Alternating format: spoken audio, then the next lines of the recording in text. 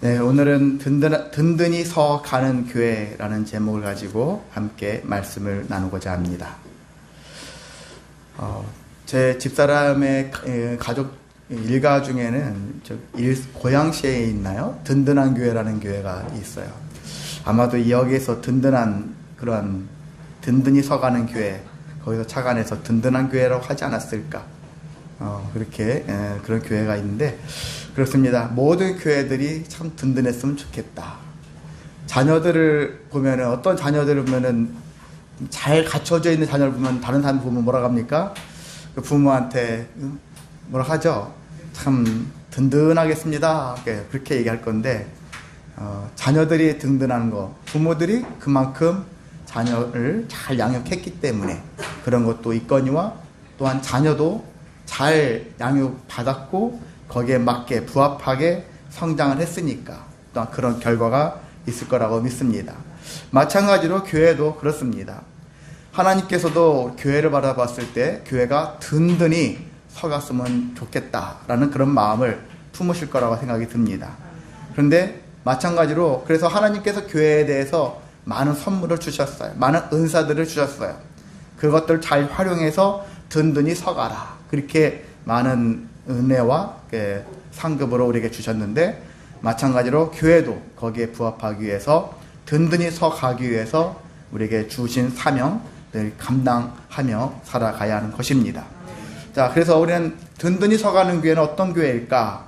그냥 눈에 보여지는 대로 잘 모이고 뭐 이렇게 헌금 많이 하고 전도 많이 하고 어떤 모임 자주 갖고 하는 그런 것들이 일반적인 그런 모습처럼 보였겠지만은 우리는 그걸 좀 뛰어넘어서 초대교회가 든든히 서가는 교회로서 견고하게 세워져 갔었을 때 그들에게는 어떠한 일이 있었고 그것들을 어떻게 감당하면서 행했는가라는 것들을 보면서 우리도 이와 같은 마음을 가지고서 든든한 교회로서 서가기를 소망합니다.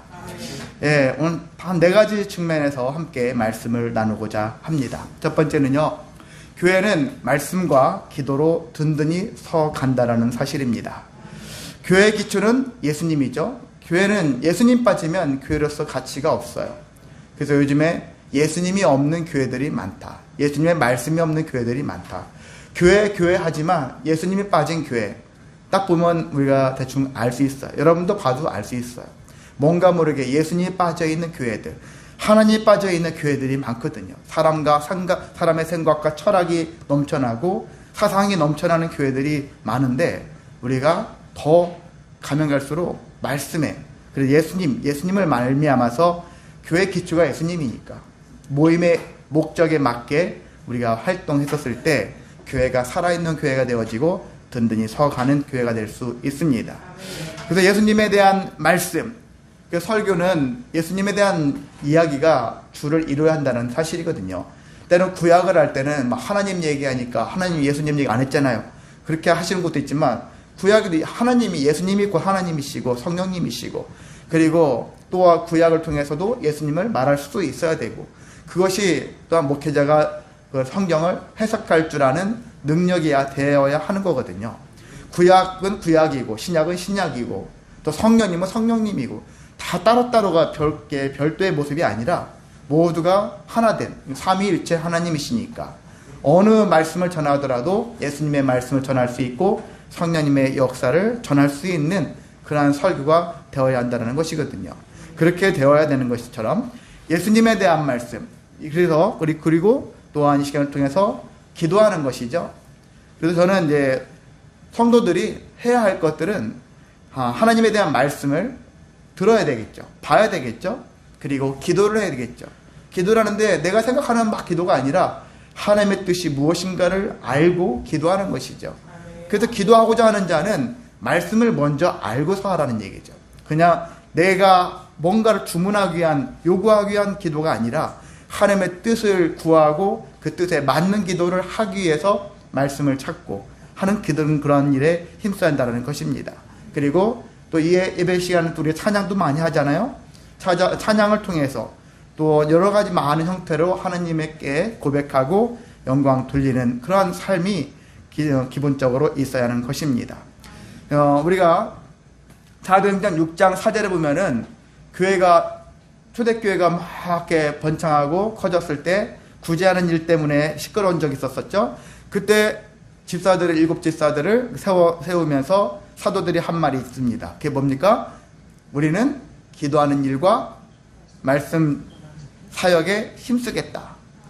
여기 예전에 전무하겠다. 이렇게 표현했거든요. 기도하는 일과 말씀 사역에 힘쓰겠다. 교회로서의 가장 큰 가치는 이렇게 기도하는 일과 말씀 사역이다. 말씀을 전하는 일과 또한 기도하는 일이 가장 중요한 일이다. 라는 것들을 사도들이 얘기한 것과 같이 우리가 다른 거 할 게 많은데요. 그래도 다른 것들은 못할 수는 있어요.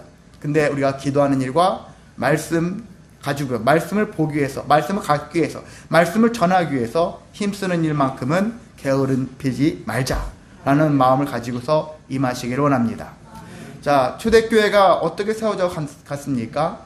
예수님이 누가복음의 마지막 보면은 베다니에서 제자들을 보시면서 전하셨죠. 때가 하나님이 예루살렘 떠나지 말고 아버지께서 약속하신 것을 기다리라. 또 사도행전에도 이런 말씀이 나와 있는데 이 말씀을 하면서 예수님이 부활 승천하셨죠. 제자들이 보는 가운데 하늘로 올라가서 사라지셨어요. 우리가 봤을 때는 사라지신 거죠. 근데 하나님 나라로 가신 거죠. 그래서 저는 그걸 옛날에는 못 믿죠. 이게 말도 안 돼. 어떻게 사람이 쭉 올라가서 그렇게 사라져 하는데 항상 그러죠. 인간으로서는 할 수 없지만 하나님은 하실 수 있으시다.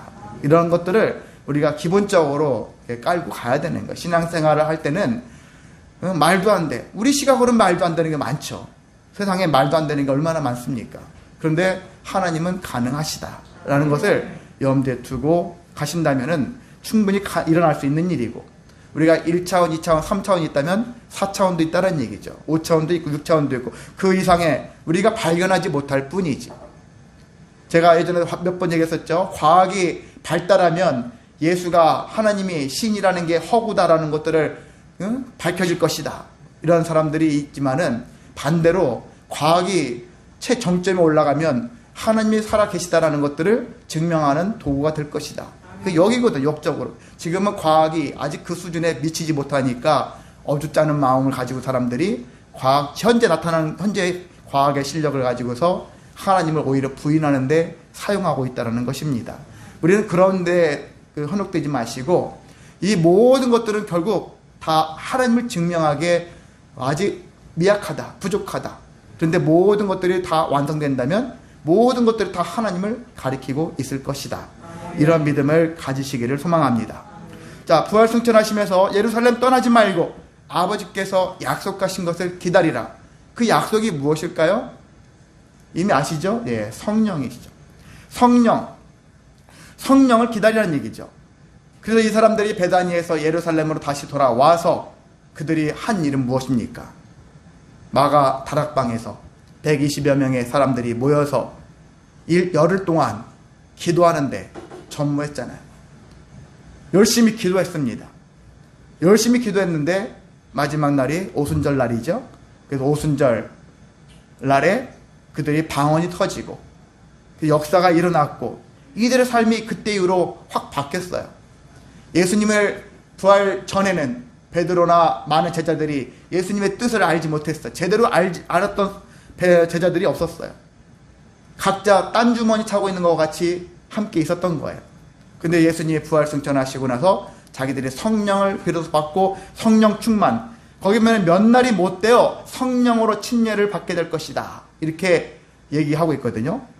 아까 얘기한 그 말씀에 아버지께서 약속하신 것을 기다리면은 몇 날이 못 되어 성령으로 침례를 받게 될 것이다.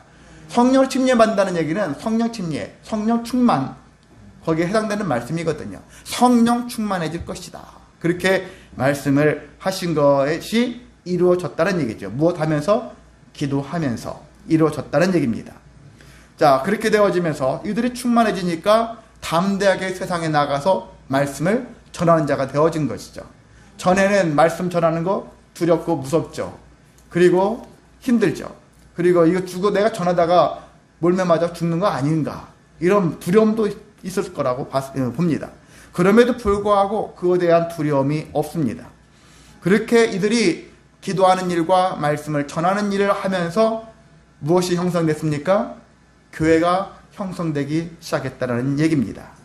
그래서 교회는 예수님의 말씀이 충만하고 그래서 성령 충만해서 하나님의 뜻을 구하는 자들이 모입니다. 그래서 이런 사람들이 있었을 때 교회는 든든히 서 갈 수 있다는 것입니다. 자, 두 번째는요. 교회는 변화된 사람 때문에 든든히 서 갈 수 있다는 것입니다. 교회의 중요한 사명, 목표는 무엇일까? 저는 삶이 변화되는 거라고 강조합니다. 그리고 저뿐만 아니라 제가 최근에 어떤 목사님, 동기 목사님께 만나고 하는데 그 목사님은 다른 세미나 같은 데를 좀 잘 다니시는 분이에요. 다니시는 분인데 얼마 전에 만나면서 얘기하는데 예전에는 어떤 막 특정 단체에서 막 주장하는 것들을 주중심으로 그것을 막 전하고 그리고 저한테도 막 다니기를 강조하고 강요하다시피 그렇게 했던 분인데 얼마 전부터는 이제 강요를 하진 않으시고 그러면서 이제 삶에 대한 어떤 이런저런 얘기하면서 옳은 것에 대한 얘기들을 하는데 그 뭐라고 하냐면은 교회가 중요한 사명 중 하나는 성도들이 삶이 변화되는 것이다 라는 얘기를 하더라고요. 그래서 우리 교회도 이미 그렇게 하고 있습니다.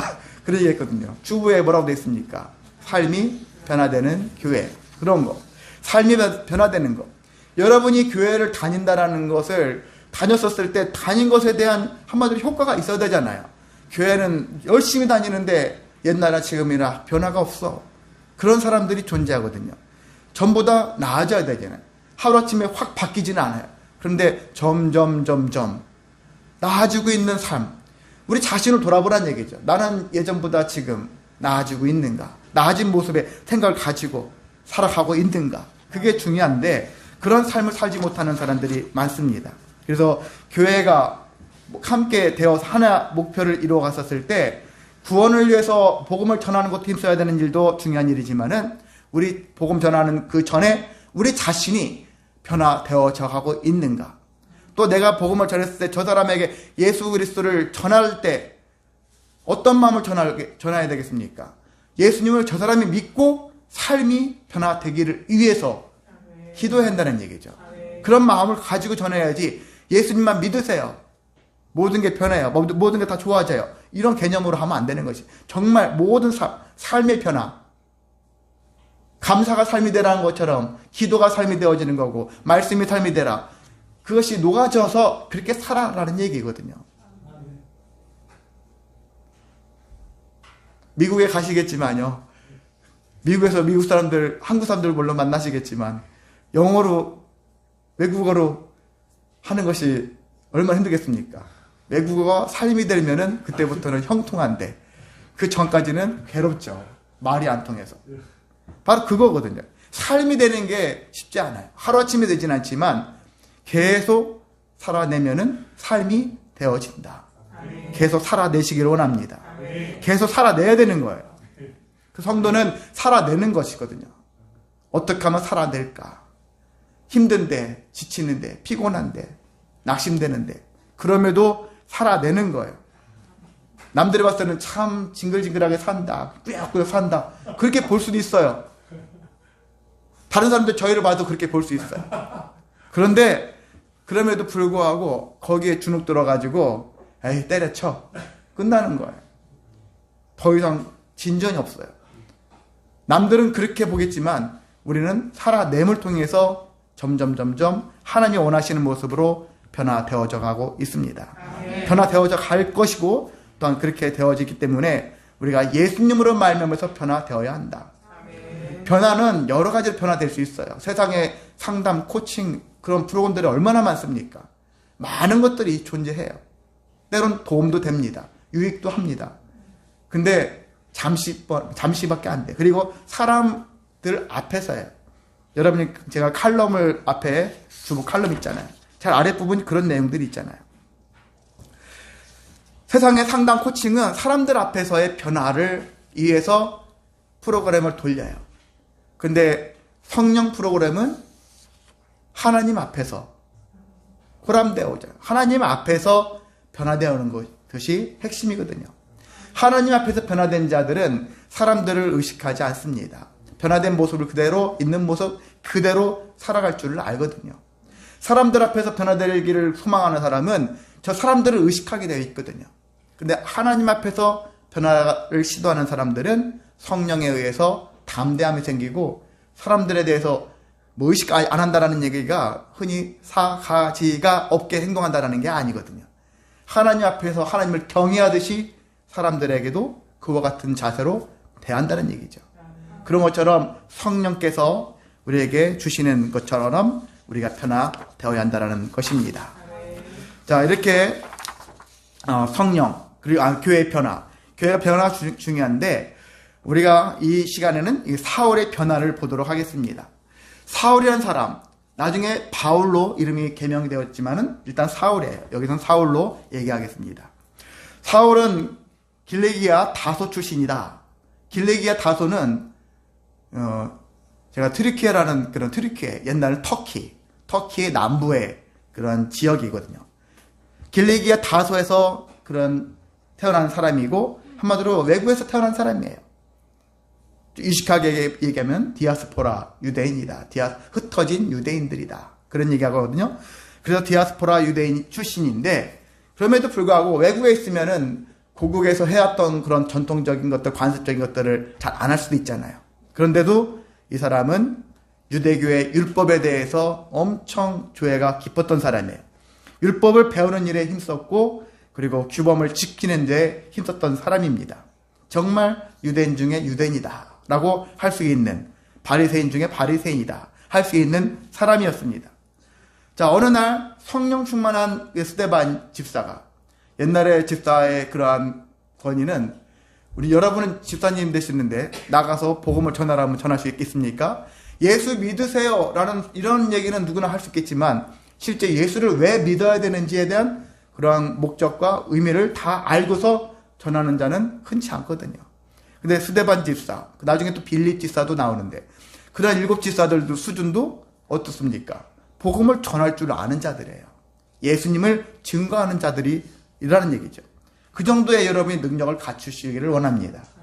그냥 설교만 듣고 기름만 듣고, 물론요 나가서 누군가에게 복음을 전하는 게 쉽지는 않아요.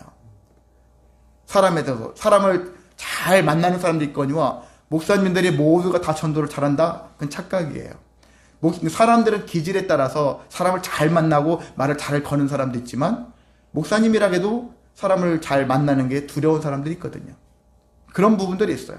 그것들을 인정해야 되거든요. 기질에 따라서, 성격에 따라서, 또 환경에 따라서 그럴 수 있다라는 것이죠. 목사님은 만능이다. 그 만능은 아니거든요. 찬양도 잘하고, 기도도 잘하고, 전도도 잘하고, 뭐 이렇게 여러 가지 다 잘하고, 레크레이션도 잘하고, 그렇게 또 되어야 하기도 하지만은요, 다 잘할 수는 없는 거거든요. 성도들한테도 저도 마찬가지죠. 여러분한테 모두에게 다 성도는 이렇게 살아야 됩니다. 똑같이 이렇게 다 잘해야 됩니다. 전 강조하고 싶진 않아요. 왜? 사람마다 잘하는 부분과 잘 못하는 부분이 반드시 존재하니까. 그래서 각자 은사대로 하십시오. 제가 여러분한테 선포할 때는 그 얘기밖에 할 수 없어요. 여러분에게 주신 은사대로, 능력대로 그 사용을 하십시오. 저는 저의 은사대로 지금 제가 목회를 하고 있는 거예요. 이거보다 더 능력을 발휘할 수도 있겠지만 너무 땡겨버리면 골로 가요. 그래서 마라톤 하는 것이니까 마라톤의 마음을 가지고 100m 달리기 하듯이 가지 않고 마라톤의 마음을 가지고서 제 능력에 맞게 그렇게 진행을 하는 것이니까. 그리고 우리에게 하여튼 중요한 것은 이렇게 스데반 집사가 말씀을 선포할 수 있는 능력도 있었고 말씀을 선포했는데 이 말씀을 들었던 유대인들은 어떻습니까? 그 말씀을 듣고 감동을 받고 그래 나도 예수님 믿어야지 이렇게 했어야 되는 것이 마땅한 일인데 그렇지 않고 마음에 두었죠. 마음에 찔렸어요. 찔렸는데 그 마음의 찔림이 두 갈래예요. 하나 찔려서 예수님을 어떻게 믿을까 그렇게 생각하는 사람이 있거니와 찔렸는데 분노가 일어나면서 저 자식 죽여버려야 되겠다 그런 마음이 생긴다라는 것이죠. 근데 지금은 후자의 마음들이 더 컸어요. 사람들이 돌을 잡고 던집니다. 그리고 스데반 집사가 순교를 당하죠.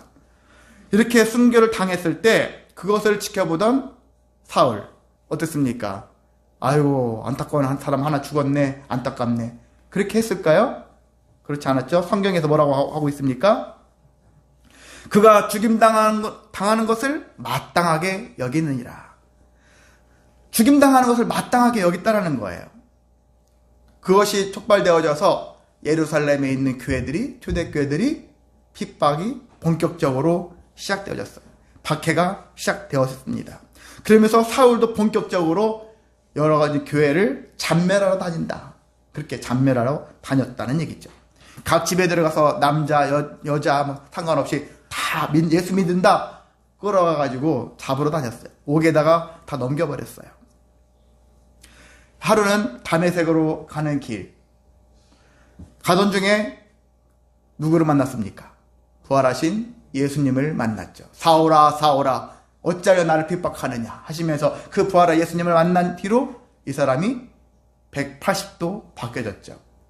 우리가 180도 바뀌었다 하면은 모든 게 다 바뀌었을 거라 생각해요. 근데 그렇지는 않아요. 성격 기질도 바뀌었을까요? 성격 기질? 그건 아닐 거예요. 성격, 화내는 욱하는 성격이 여러분 열심히 수련하면 전보다 줄어들 수 있어도 없어지지는 않아요. 제가 욱하는 게 있거든요. 나름대로 좀 쓸어내리고 편하게 하려고 하는데도 어느 순간 되면 욱 한번 하더라고요. 그래서 저만 그런 것이 아니더라고요. 저 지방의 목사님들 중에 그래서 저보다 78세 되신 어떤 목사님도 계신데 이름 얘기하면 안 되니까 78세 하면 다 알겠지만 어떤 분이 들으시면 그 목사님도 아직도 현역으로 계시거든요. 근데 제가 봤을 때 지금 그 목사님도 욱하세요. 78세 되셔도 욱해요. 그 누구보다도 기도를 많이 하시는 분 같은데도 욱하시더라고요. 제가 그 모습을 보면서 사람은 기본적으로 기질적으로 바뀌지 않는 부분이구나. 전보다는 덜 하겠죠. 근데 타고난 것들은 잘 바뀌지 않는다. 기본적으로. 그래서 바울도 나중에 사역을 감당하잖아요. 근데 나중에 바나바하고도 싸우기도 하잖아요. 그런 자기의 그런 성질, 성깔이라고 하죠. 쉽게 안 바뀌는 거예요. 이런 부분들은 그대로 갈 수 있어요. 그래서 우리가 흔히 예수 믿으면 다 얌전해지고 조용해지고 착실해지고 이렇게 생각하는데 전보다는 좋아질 것 같지만 우리가 생각하는 만족할 만큼의 입장을 놓고서 판단하면 안 되는 것이죠. 저도 그래서 성도님들을 볼 때 완벽한 걸 요구하는 것이 아니에요. 저분의 기질, 성격, 판단 이런 것들 계산하면서 생각하면서 거기에 맞게 지금 저분이 하시는구나. 다만 저분이 예전보다 지금 조금 더 개선되어졌고 나아졌을 거라는 기대를 갖는 것이죠. 그런 것과 같은 마음을 가지고서 여러분도 저를 그렇게 봐주시길 원합니다. 저도 잘 가고 있어요. 예전보다 많이 바뀌어지고 있어요. 그런데 완벽하게 개선은 되지는 않는 것들은 잘 안 되는구나. 그런 것들을 생각하게 되어지는데, 자, 그렇습니다. 사울도 180도 바뀌었다는 얘기는 어떻게 바뀌었는 것이냐면은 유대교의 교인이었는데 기독교 교인으로 바뀌어진 것이죠. 옛날에는 사울에게 있어서는 아브라함이나 모세가 엄청 중요한 사람이에요. 아브라함은 믿음의 조상으로서 복의 근원으로서 그리고 모세는 율법을 제정한 자로서 얼마나 중요한 자입니까? 그들 앞에서는 정말 저절로 경외심이 느껴질 정도로 그렇게 중요했던 사람들이었는데 예수님을 만난 다음부터는 뭘로 바뀌었습니까? 복음으로 바뀌어진 거예요. 율법에서 복음으로 옮겨진 거예요. 이렇게 바뀌어지는 것이죠. 이런 바뀌어짐을 통해서 예수님이 나의 주인 되시는구나 라는 것들을 깨닫기 시작한 것이죠. 주인이 바뀌는 것이죠. 그래서 예수님 믿는다라는 얘기는 주인이 바뀌는 거거든요. 옛 주인에서 새로운 주인으로 바뀌어지는 것인데 그 새로운 주인이 나에게 엄청 유익한 거예요. 여러분들 조선시대 때 태어났을 때 우리가 다 종이라고 봐봐요. 우리의 상전, 양반이 있을 건데 양반 중에는 흔히 안 좋은 양반도 있을 거예요. 질이 안 좋은 양반도 있을 거예요. 정말 우리를 막 그 소모품으로 여겨가지고 그렇게 할 그런 양반도 있거니와 우리를 가족처럼 여기는 양반들도 있을 거예요. 기왕이면 우리가 우리를 그렇게 여기는 양반 만나야 되지 않겠습니까? 주인을 만나야 되지 않겠습니까? 마귀의 종이었다면은 우리는 쓰고 버려지는 존재예요. 동원되는 존재예요. 사회적으로도 그런 문제들이 많죠. 사람들이 막 뭔가 도와줄 것 같이 막 선동하지만 나중에 싹 빠져나가는 그런 무리들 있잖아요. 그건 마귀 짓이거든요. 그리고 정말 하나님의 자녀라면은, 하나님의 뜻을 받던 자들이라면은 끝까지 자기가 그렇게 하기를 원했다면은 그 사람 끝까지 책임져 주려고 하는 마음가짐이 있어야 되죠. 그게 마땅한 태도라고 할 수 있습니다. 자, 그래서 사울은 예수님을 만난 뒤로 바뀌어졌고 주인도 바뀌어졌어요. 그리고 예수님께 모든 것 나의 삶을 다 드리기로 작정을 했던 것이었고, 그래도 가는 곳마다 예수님을 전했죠. 예수님을 무엇이라 전했습니까? 하나님의 아들이십니다 라고 전했다라는 거예요. 하나님의 아들이시는 것을 전했고, 그로 말미암아서 교회는 예수님을 만나고, 그래서 성령으로 변화되는 교회. 사울이라는 한 사람 때문에 교회가 더 든든하게 서가는 역할들을 했다. 사울뿐만이 아니라 베드로나 수많은 12제자, 그리고 수많은 또 많은 제자들이 있죠. 모든 제자들의 다 변화됐잖아요. 그래서 교회는 변화된 자들의 모임이다. 이 변화된 자들이 있었을 때 그 변화된 자가 다로 말미암아서 교회는 든든히 서 간다라는 것입니다. 그래서 저와 여러분이 변화되어야 되는 거예요. 이 교회가 발전이 있고 뭔가 꿈이 있는 교회가 되려면은 우리가 계속 변화되어지는 것들을 체득을 해야 되는 거예요. 체험을 하기 위해서 사모해야 하는 것입니다.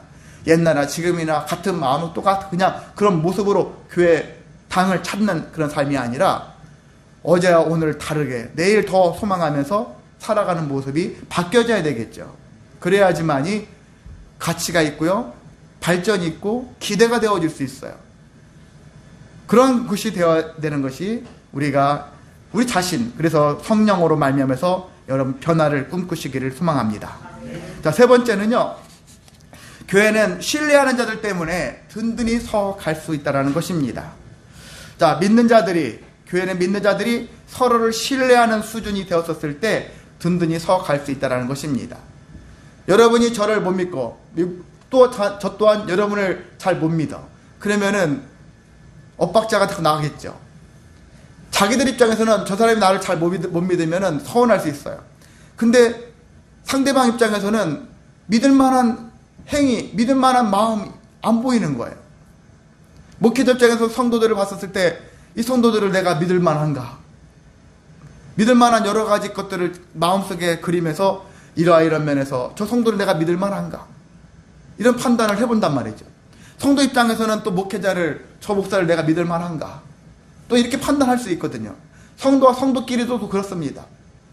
제가 여기에 2011년도에 3월 달에 왔었을 때, 당시에 몇 분 안 계셨었지만 그때도 그분들이 있잖아요. 그분들하고 마음이 통하기 시작한 게 몇 년 지나면서 통했냐면은 한 3년 지나야 되더라. 3년. 만 3년 지내야지 저분하고 나라는 사람이 저분이 어떤 마음을 갖고 있고 어떤 신뢰하는 마음들이 생겨지기 시작하더라고요. 다친 마음으로 대하더라고요. 열려지기까지.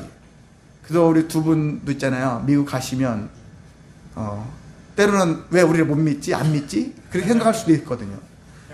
근데 그것은 당연한 거라고 생각하시면 될 거예요. 못해도 3년 이상 걸려야지 친분관계가 생겨지면서 나에 대한 그러한 신뢰감들이 그때부터 본격적으로 시작되어진다. 그런 마음들이 있어야지. 지금 다 생각하면 왜 나를 안 믿어? 못 믿어? 나 이 교회 안 다녀. 아니면 나 이 교회 버리려. 이런 식으로 하면서 떠나는 목회자나 성도들이 존재할 수 있다는 얘기거든요. 그래서 여러분이 일정 시간이, 일단 시간도 필요하거니와 또 신뢰를 받기 위한 그러한 마음도 행동도 분명히 필요합니다. 서로에게 내가 꾸준히 하나님 앞에 어떤 행실을 할 것인가, 어떤 말을 하면서 살아갈 것인가, 그런 것들을 염두에 두면서 하나님은 아시겠지? 그러면서 내 마음대로 막 행동해요. 근데 사람과 사람의 관계도 중요하잖아요. 사람과 사람의 약속도 중요하거든요. 또 이렇게 예배면 예배도, 이 예배를 통해서도 우리가 서로에 보이지 않는 약속들이 있잖아요. 그런 것들을 서로가 신뢰하면서 함께 했었을 때 그 신뢰감이 쌓여지면 쌓일수록 교회는 든든히 서 갈 수 있다는 것입니다. 자, 사울이 이제 예수님을 잘 믿기로 작정했고 그 예수님을 전하는 자가 되어졌는데 예루살렘에 왔어요. 예루살렘에 오기까지는 사실 쉽진 않았어요. 피난에 피난을 거듭해서 온 거거든요. 그래서 예루살렘에 왔는데 예루살렘에 와가지고 사도들을 비롯해서 제자들을 만나고 싶었어요. 예수님을 믿는 자들을 만나고 싶었어요. 그런데 사울의 명성을 이미 많은 사람들이 알고 있었어요. 근데 이 사울에 대해서 사람들이 마음의 문을 확 열었을까요? 저 사람이 예수님 믿었대. 그래서 마음의 문이 활짝 열려져가지고 어서 오시오 했을까요? 그렇지 않았을 거예요. 스파이 아니야? 밀정 아니야? 예수 믿는다 하고서 예수 믿는 자들 다 잡으려고 밀정 노릇하는 거 아닌가? 그런 마음을 품을 수도 있다라는 거죠. 의심했다라는 얘기죠. 제자들을 사귀고 싶습니다 했지만 제자들은 다 두려워했다. 성경 써 있잖아요. 아까 여러분 읽으셨죠? 다 제자됨을 믿지 않았다. 제자됨을 믿지 않으니까 그가 우리에게 온다는 사실이 두려운 거예요. 만나기 싫은 거예요. 그런데 한 사람이 나타났죠? 누굽니까? 바나바라는 사람. 바나바가 사울을 제자들과 연결시켜주는 거죠. 자, 이제 바나바라는 사람이 누군가? 바나바의 본명은 요셉이에요. 바나바라는 이름을 사도들이 불러줬어요. 왜? 요셉의 성품을 보니까 바나바라고 져주자. 바나바라고 별칭을 해주자. 요셉의 성품이 어떤 사람이었을까? 옛날에는 위로자라는 뜻을 갖고 있고 성경에는 위로의 아들 그렇게 하고 있어요. 권위자, 옛날에는 권위자, 권하는 자 그런 의미가 있고 지금은 위로의 아들.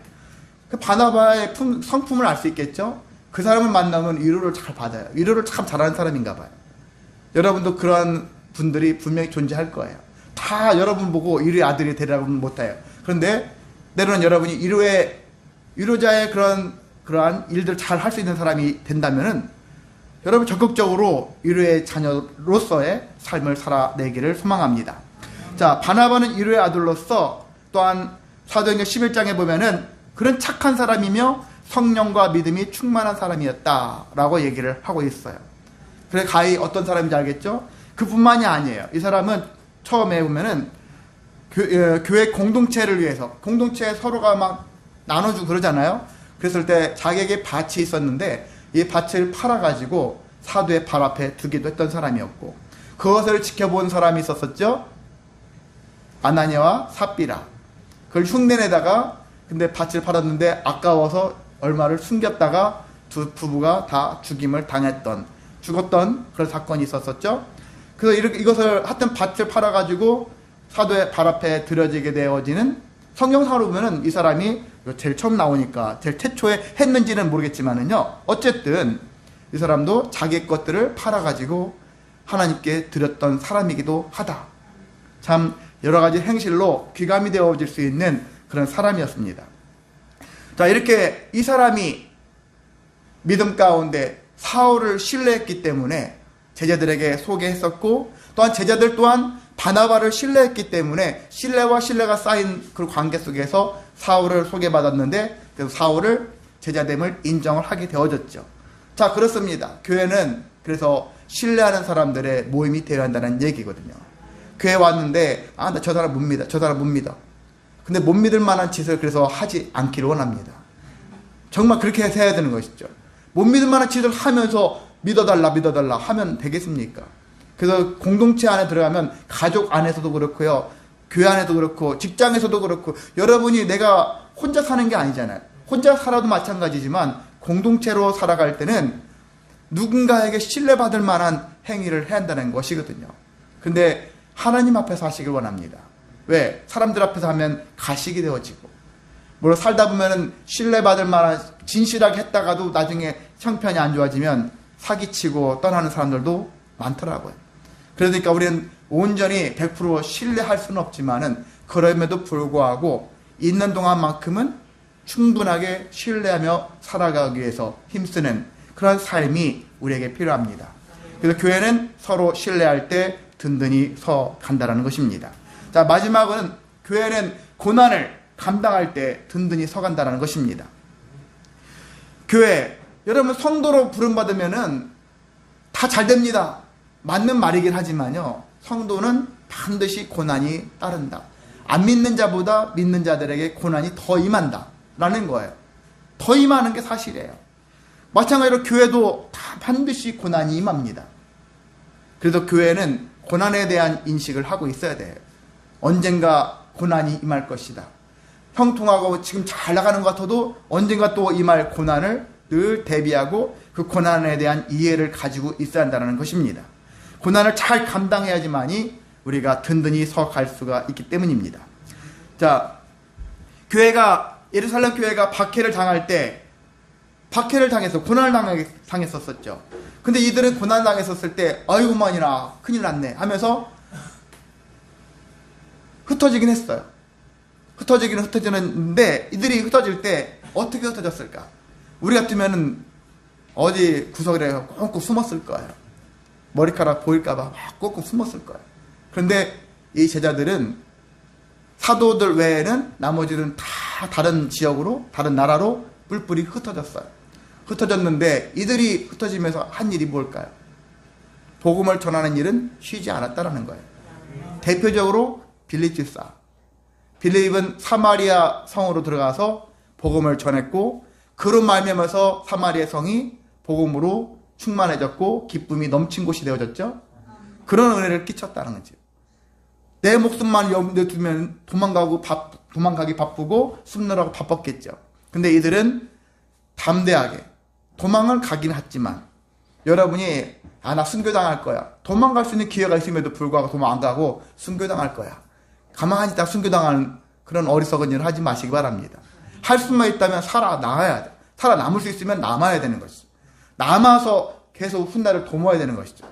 반역을 하고 밀정이 되어지고 하는 그런 행위는 하지 마시되 우리가 피할 수 있으면 피하는 것이죠. 피할 기회가 있으면 피하는 것이죠. 도무지 피할 수 없었다면 순교를 택할 수는 있겠죠. 근데 피할 수 있을 때는 피해라. 그렇지만 피하면서도 우리가 목숨만을 구제하기 위해서 구질구질하는 그런 모습이 아니라 그런 와중에도 하나님의 뜻을 감당해낼 수 있는, 사명을 감당해낼 수 있는 그런 삶을 살아내시기를 원합니다. 자, 또한 사울도 그랬죠. 변화를 이루었어요. 그 변화된 사울, 변화를 이뤘던 사울이 회당에 들어가서 예수님이 하나님의 아들이심을 전파할 때 그럼 또 조용한 일이 있었느냐? 그렇지 않았죠. 예수님을 거부하는 유대인들은 당혹했죠. 성경에 나와 있거든요. 당혹했다. 당혹했고 그를 죽이기로 공모를 했다. 그런 얘기가 있었어요. 그래서 바울이 또 다른 곳으로 이동했습니다. 그랬더니 또 예루살렘에서 들어와서 헬라파 유대인들과 변론을 했다. 변론을 했어요. 유대인들과 변론했었을 때 또한 이 유대인들도 사울을 또 그때도 죽이려고 했다. 힘썼다라고 나와 있습니다. 늘 위협을 당해요. 늘 고난을 당하는 그런 상태. 그랬는데 여러분 성경 속에 보면은요, 바울이 어떻게 하고 있느냐? 고난을 감당하는데 이 고난을 당하면 당할수록 우리는 어떻게 생각합니까? 이걸 계속 해야 되나? 이런 생각을 하게 되잖아요. 근데 바울은 어떻게 했느냐면 고난을 당하면 당할수록 오히려 더욱 힘을 얻었느니라. 그래서 성경에 나와 있어요. 앞에부터 사울 이야기를 쭉 보세요. 그렇게 나와 있거든요. 고난을 당했는데 핍박을 당할수록 오히려 힘을 얻었더라. 제대로 된 믿음을 가지고 여러분이 임하시면은 오히려 힘을 얻습니다. 포기해버리면 진짜 아무것도 아닌 거예요. 근데 끝까지 고난이 임했을 때 그 고난을 이겨내면 낼수록 힘을 얻을 수가 있습니다. 그래서 고난을 이겨냈더니 결국 어떻게 됐습니까? 그가 고난을 감당할 때마다 여러분 31절에 보면은 그리하여 라는 말이 있죠. 그리하여라는 것은 앞에 전체 지금 초대교회가 형성돼서 여기까지 그런 모습도 있겠지만은 좁은 의미로 친다면은 그리하여를 어떻게 또 해석할 수 있냐면요. 그리하여는 바울이 고난을 당하여 라는 뜻도 포함되는 거예요. 좁은 의미로면. 바울이 고난을 당했는데 그 결과로 어떻게 됐을까? 고난의 결과를 얘기하는 거예요.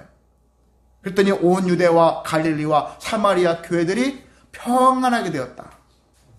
그리고 든든하게 서 가게 되었다. 라는 얘기예요. 고난을 먹고 든든하게 되었다는 얘기거든요. 여러분 지금까지 살면서 수많은 고난, 아픔, 괴로움 당하면서 여기까지 왔을 겁니다. 여러분이 잘못해서 챙겨지는 것 가지고는 어떻게 할 수 없지만 내가 예수를 믿었다라는 그 이유로 말미암아서 핍박을 당하고 고난을 당하면서 여기까지 오신 분들 입장에서는 그 고난이 결코 헛되지 않다. 이것만큼은 분명히 헛되지 않습니다. 그 고난에 대해서 여러분이 잘 당해내신다면은 든든한 삶을 살아갈 수 있어요. 평안한 삶을 살아갈 수 있습니다. 그리고 뒤에 나온 것처럼 어떻습니까? 주를 경외하는 교회들이 될 수 있고요. 성령의 일호가 진행하는 교회가 될 수 있고 또 수가 많아질 수 있는 교회가 될 수 있다는 것이거든요. 양을 위해서 살아가는 양적인 것을 위해서 이렇게 말씀을 전하는 건 아니고 질적, 양적으로 우리가 하나님이 원하시는 모습으로 든든한 교회가 될 수 있다라는 것들을 기억하시면서 그렇구나. 우리가 다시 한번 정리하면 말씀과 기도로 든든해지자. 변화된 삶이 되어져서 든든하게 서가자.